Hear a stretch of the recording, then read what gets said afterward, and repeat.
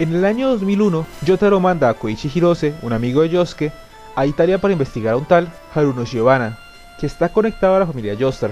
Tras varios encuentros incómodos entre los dos, Koichi llega a la conclusión de que Haruno, ahora llamándose a sí mismo Giorno Giovanna, tiene el mismo espíritu heroico de Jotaro y Yosuke, y decide que puede regresar a Morio tranquilo.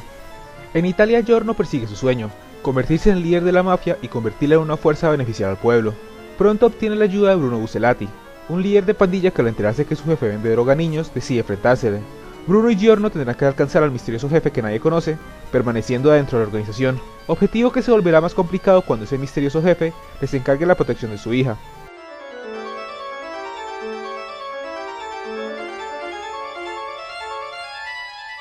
Si nunca habían oído de Evento Aureo, su reacción a esa descripción probablemente sea ¿qué?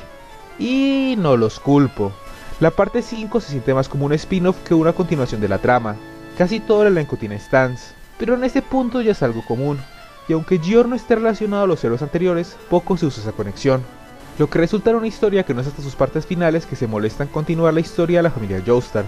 Y en resumidas cuentas, Evento Aureo es diferente. Si Diamond Unbreakable enfocó su cambio a los personajes, Evento Aureo indiscutiblemente lo enfocó en la caracterización en sí. Aunque el humor no se va, contrario a las partes anteriores, no hay ningún personaje que sea el chistoso. El centro de los personajes nunca es un simple arquetipo, y es una historia donde importa más porque la gente actúa como lo hace que los mismos actos que realizan.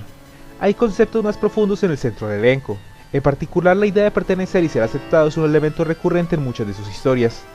Y esto es un arma de doble filo, porque Evento Aureo sí tiene personajes memorables. Bruno carga la mayoría de la historia y lo hace bien, y aunque no todos sean fan de Giorno, me parece que es un muy buen uso del protagonista que no se roba el reflector, sino que es más un soporte. Pero la mayoría de la pandilla de Buselati se desdibuja, y se siente intercambiable. Al convertir ese concepto del grupo en un elemento central, resulta que individualmente poco destaquen. Y aunque tal vez no sea la opinión más popular, el jefe de la mafia no me podría importar menos como personaje. ¡Me aburre!